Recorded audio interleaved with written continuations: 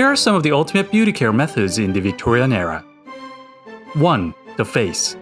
During the Victorian era, a sickly pale complexion was regarded as a standard of beauty for most women. At first, women relied on ground white rice, flour paste, and fine clay as ingredients for their face whitening cream.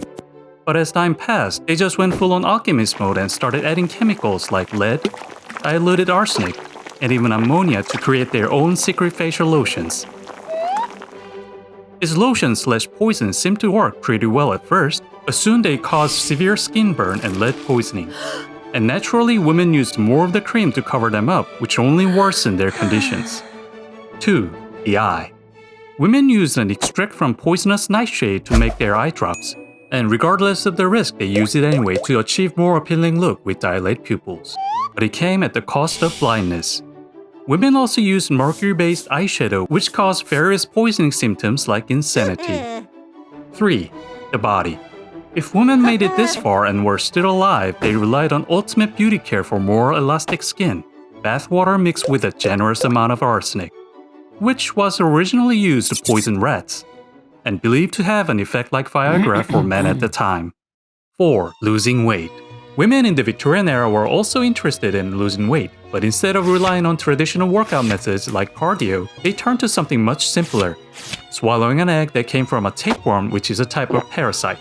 And once the tapeworm hatched in patient's intestine, it fed on any nutrients supplied to the patient's body, eventually growing up to whopping 15 to 30 feet.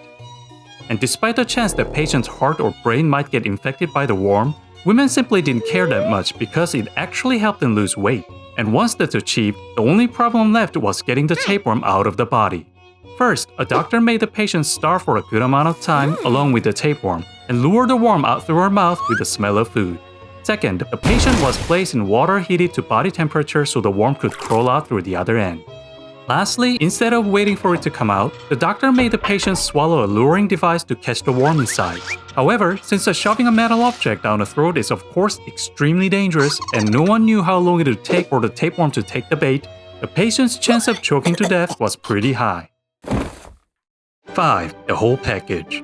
There are many bizarre health and beauty products in the Victorian era, but Dr. Young's rectal dilator stands above all. Yes, it was a butt plug.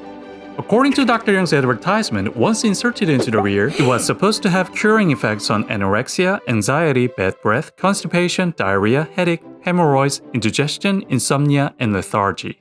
Yeah, the butt plug turned the user into a superhuman. But the doctor's marketing did pay off, and the sales of the dilator skyrocketed across all genders and age groups. But soon, all Dr. Young's products were confiscated for false advertisement and potential danger, and some unfortunate users had to be hospitalized due to a frequent use of the device.